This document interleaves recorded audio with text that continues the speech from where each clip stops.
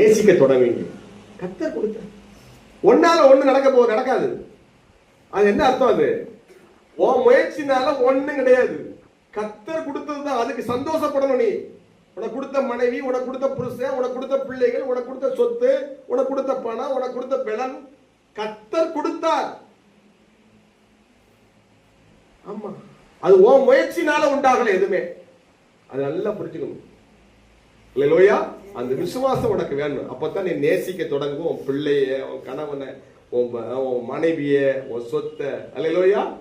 ஆமா, இது எனக்கு வாச்சது அப்படிலாம் கூடாது. கர்த்தர் கொடுத்தாரு சொல்லு. கைவிடாம சொல்லுங்க பாப்போம். அல்லேலூயா.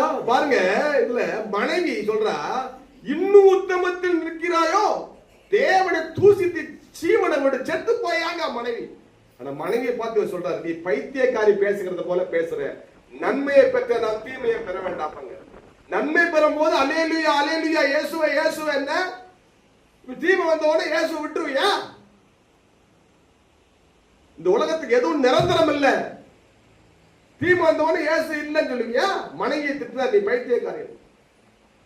அருமையான கர்த்தருடைய பிள்ளைகளே, உங்களை இடர செய்கிற பிசாசின் சீசனா மாற்ற செய்கிற அது மனைவியா இருந்தாலும் புருஷனா இருந்தாலும் அவங்கள பைத்தியக்காரங்க. அவங்கள விட்டு விலகுங்க. அவங்க வார்த்தைக்கு முக்கியத்துவம் கொடுக்காதீங்க. விலகுன்னா பிரிந்து போன அர்த்தம் இல்ல. அவங்க வார்த்தையை முக்கியத்துவம் கொடுக்காம இயேசுவை பிடித்துக் கொள்ளுங்கள். அவரை ஆராதிப்பதை விடாதீங்க. இயேசு இடத்துல அன்பா இருக்கிறான்னா 5 மணிக்கு எழுந்து நீ அவரை ஆராதிக்கணும். தினமும் ஒரு வேதத்தை வாசிக்கணும். அல்லேலூயா. தினமும் நீ ஜெபம் பண்ணணும். உன் ஊர் மக்களுக்காக ஜெபிக்கணும். இந்த சபைக்காக நீ ஜெபிக்கணும். நடக்கிற யுத்தங்களுக்காக நீ ஜெபிக்கணும். தேவன் இருதயத்தை பார்க்கிறார். இந்த மக்களுக்கு இவ்வளவு பிரச்சனை இருக்கு, ஆனா எங்கேயோ சாகிற மக்களுக்கா அழுது ஜெபிக்கிறாளேன்னு பார்த்து கூட கர்த்தர் செய்வார். கேட்டாமே சொல்லுங்க பாப்போம். ஆமென். அல்லேலூயா. இயேசுவை ஏற்றுக்கொண்ட உடனே இயேசுவின் இருதயம் உனக்குள்ள வந்துருது. நீ உனக்காக அழாம மற்றவர்களுக்காக என்னைக்கு அழுகிறையோ அதான் இயேசுவின் இருதயம். அப்போ உன் பிரச்சனையே கர்த்தர் மாற்றுவார்.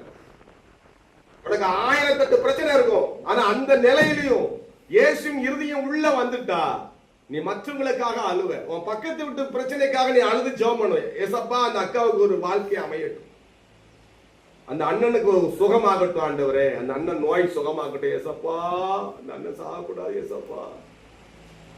கடவுள் உன்னை பார்ப்பார். நீ ஜெபிக்கிறது யாருக்கும் தெரியாது, ஆனா தேவன் உன்னை ஆசீர்வதிப்பார். எல்லா முழங்கால் போடுவோம். எல்லா முழங்கால் போடுவோம். எல்லா முழங்கால் படிட்டு கர்த்தரை ஸ்தோத்திரம் பண்ணுவோம். தகப்பனே மை ஸ்தோத்திரிக்கிறோம்.